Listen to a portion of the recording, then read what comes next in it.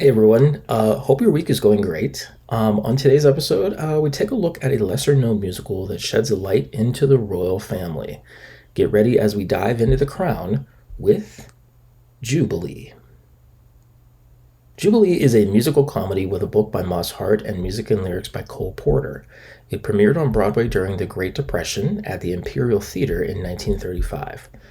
Running for 169 performances, the show was inspired by the Silver Jubilee of King George V of Great Britain, with the royal family at the center of the story, but using a fictional European country as the basis. The show had strong reviews and was considered one of the great theatrical events of the 1930s. In order to get a feel for what the show would be, Cole Porter and Moss Hart decided to take a 4.5-month around-the-world luxury cruise on the Franconia with their families, friends, and assistants accompanying them. Their intention was to write the show on the trip, allowing songs and scenes to take inspiration from their ports of call. Playing off the recent celebrations in Britain for the Silver Jubilee, they created a plot around a royal family, filled with characters based on the famous Friends. After its Broadway premiere, Brooks Atkinson of the New York Times wrote that the show is a rapturous masquerade. Each of the guilds that produce our luxurious musical shows has shared equally in the general excellence of an upper-class song and dance arcade.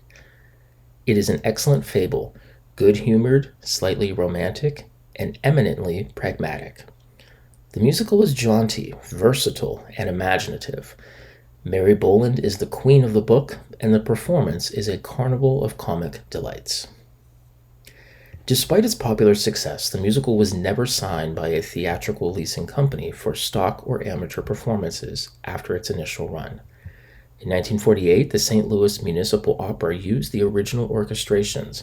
However, they were lost in transit to the Music Box Theater, which resulted in not only Jubilee becoming a lost show, but that it wouldn't be produced until 40 years later.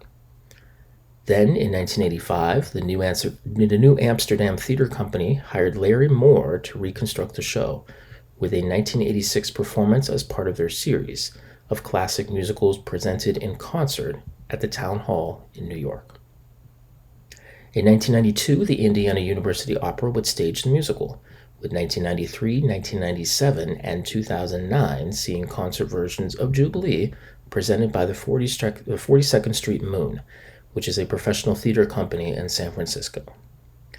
In 1998, a concert version was staged at Carnegie Hall in New York City for the benefit of the gay men's health crisis, a New York City nonprofit volunteer-supported and community-based AIDS service organization whose mission is to end the AIDS pandemic and uplift the lives of all affected.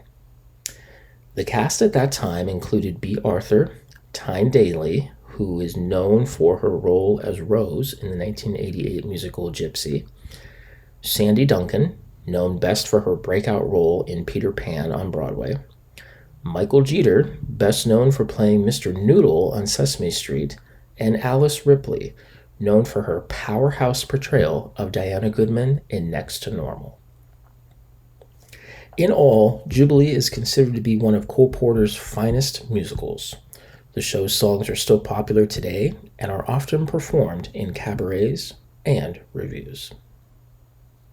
Hey guys, thanks for tuning in to today's video. If you enjoyed this, please comment on what you liked or disliked. I'd love to hear from you.